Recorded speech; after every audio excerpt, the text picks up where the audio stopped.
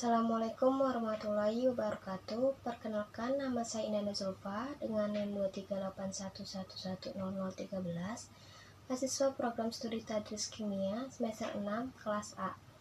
Pada kesempatan kali ini, saya akan mempresentasikan poster ilmiah yang saya susun berdasarkan artikel jurnal yang berjudul Komposit Zeolit Polyvinyl Alkohol sebagai adsorben untuk menurunkan kesadaran air tanah.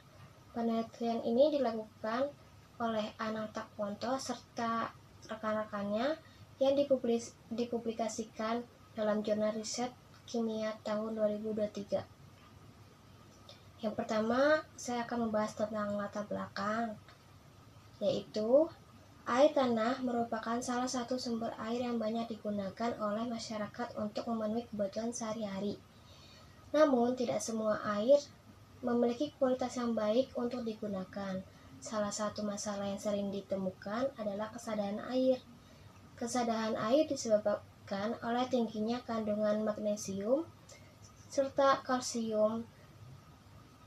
Air yang sadah dapat menyebabkan beberapa permasalahan seperti menurunkan efektivitas sabun, menimbulkan kerak pada peralatan rumah tangga maupun industri, serta menyebabkan penyumbatan pipa.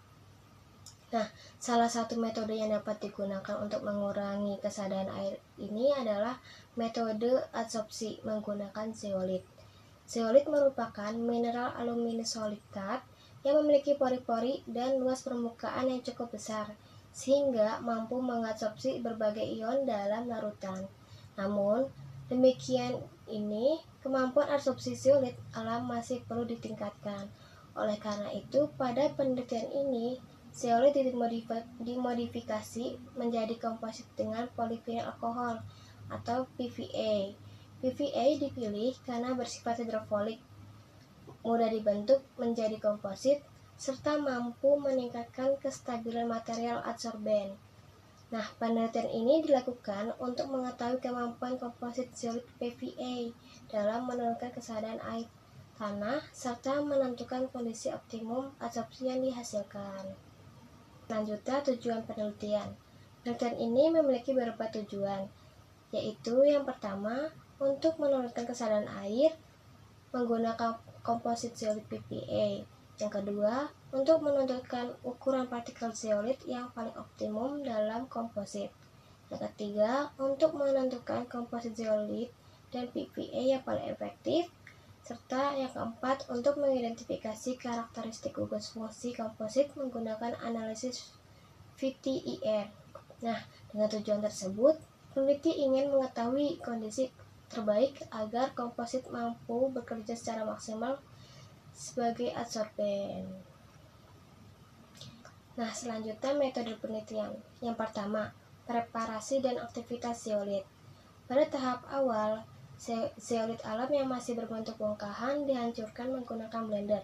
Kemudian diayak menjadi 3 ukuran partikel, yaitu 100 mes, 60 mes, 45 mes. Variasi ukuran partikel ini dilakukan untuk mengetahui pengaruh luas permukaan adsorben terhadap kemampuan penyerapan ion penyebab kesadaran. Setelah pengayakan, zeolit diaktifasi secara kimia menggunakan HCl1 normalitas selama 80 menit dan didiamkan selama 24 jam. Aktivasi ini bertujuan untuk membersihkan pori-pori zeolit dari pengotor, menghilangkan ion-ion yang tidak diinginkan, serta meningkatkan luas permukaan aktif adsorben. Selanjutnya, zeolit dicuci menggunakan aquades hingga mencapai pH netral. Kemudian dikalsinasi pada suhu 300 derajat selama 2 jam. Nah, pada proses kalsinasi berfungsi untuk menghilangkan kandungan air dan senyawa organik yang masih terdapat pada zeolit, sehingga pori-pori zeolit menjadi lebih terbuka dan siap digunakan sebagai adsorben. Selanjutnya, proses pembuatan larutan PVA. Pada tahap ini, sebanyak 9 gram PVA dilarutkan ke dalam 100 ml aquades yang dipanaskan pada suhu sekitar 80 derajat Celcius sambil diaduk selama 2 jam. Pemanasan diperlukan karena PVA memiliki banyak gugus hidroksil yang membentuk ikatan hidrogen, sehingga tidak mudah larut pada suhu ruang. Larutan PVA berfungsi sebagai perekat atau binder yang mengikat partikel-partikel zeolit sehingga terbentuk komposit yang lebih stabil. Nah, selanjutnya itu pembuatan komposit zeolit PVA. Setelah larutan PVA terbentuk, zeolit dicampurkan dengan PVA menggunakan beberapa variasi komposisi, yaitu 1:1, 1:2, 2:1, 2:3, 3:2.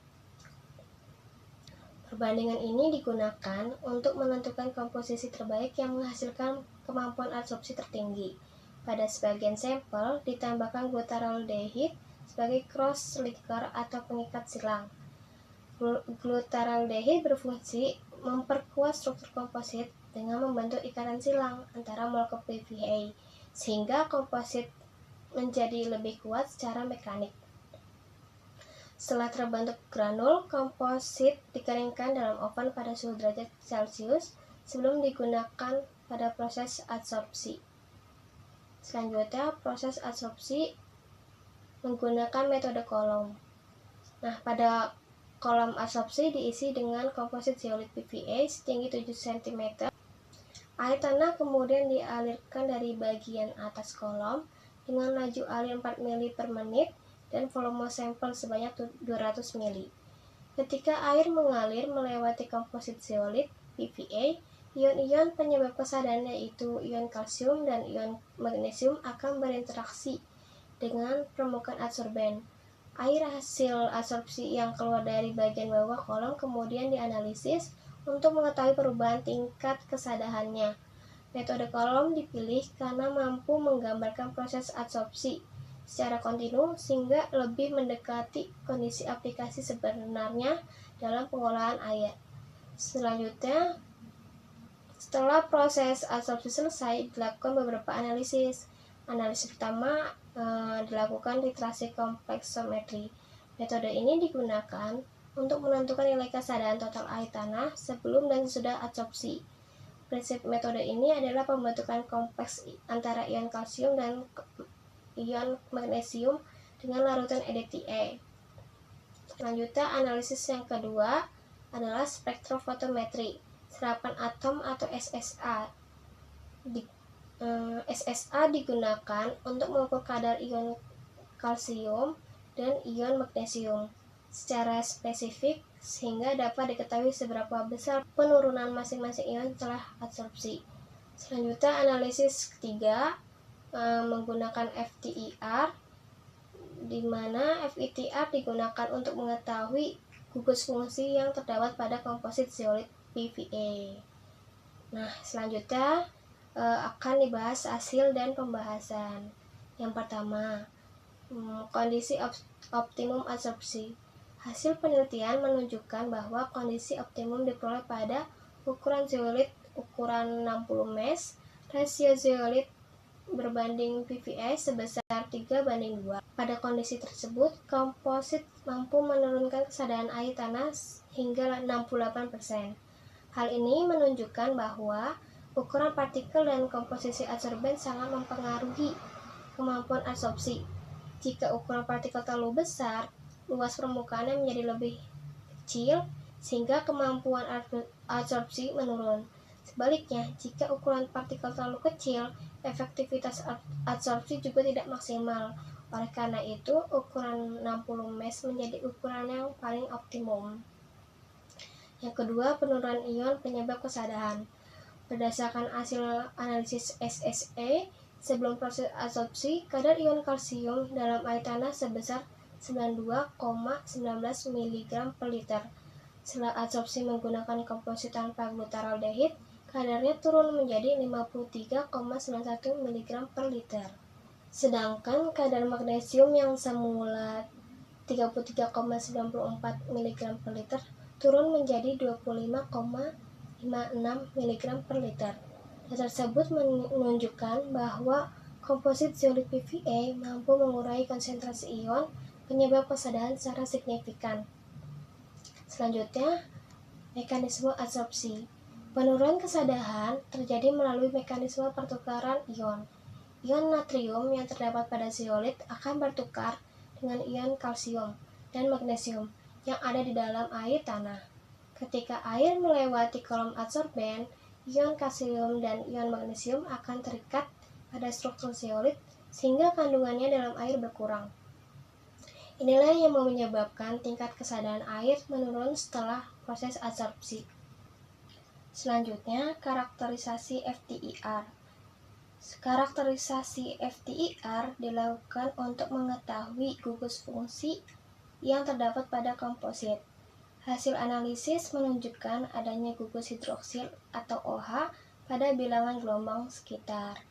Nah, yang pertama itu ada 3363 inverse untuk komposit tanpa glutaraldehid. Yang kedua ada 3345 inverse untuk komposit dengan glutaraldehid.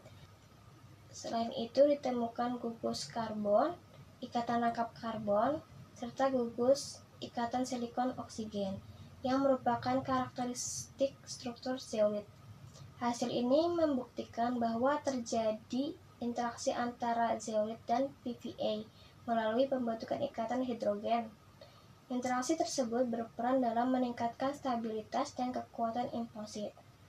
Selanjutnya, isoterm adsorpsi. Analisis ini dilakukan menggunakan model Langmuir dan Freundlich, di mana hasil menunjukkan nilai koefisien determinasi atau R kuadrat lebih dari 0,9. Nilai ini menunjukkan bahwa adsorpsi berlangsung dengan sangat baik dan didominasi oleh ikatan kimia atau chemissorption. Dengan kata lain, ion-ion penyebab kesadaran tidak hanya menempel secara fisik, tapi juga berinteraksi secara kimia dengan permukaan adsorben. Nah, selanjutnya yang terakhir yaitu kesimpulan. Berdasarkan hasil penelitian dapat disimpulkan bahwa komposit zeolit PVA efektif digunakan sebagai adsorben untuk menurunkan kesadaran air tanah. Kondisi optimum diperoleh pada ukuran zeolit 60 mes dengan rasio zeolit berbanding PVA sebesar 3:2 yang mampu menurunkan kesadaran hingga 68%.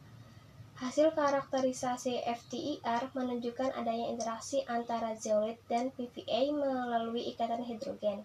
Selain itu, hasil analisis isoterm adsorpsi menunjukkan bahwa proses adsorpsi didominasi oleh ikatan kimia. Dengan demikian, komposit zeolit PVA memiliki kompetensi yang baik untuk dikembangkan sebagai material adsorben yang efektif dan ramah lingkungan dalam pengolahan air sadar. Demikian presentasi yang dapat saya sampaikan mengenai jurnal komposit zeolit polyvinyl alkohol sebagai adsorben untuk menurunkan kesadaran air tanah. Semoga hasil penelitian yang telah dipaparkan dapat menambah wawasan dan pemahaman kita mengenai pemanfaatan komposit zeolit PVA sebagai adsorben dalam pengolahan air tanah. Terima kasih atas perhatian yang telah diberikan. Wassalamualaikum warahmatullahi wabarakatuh.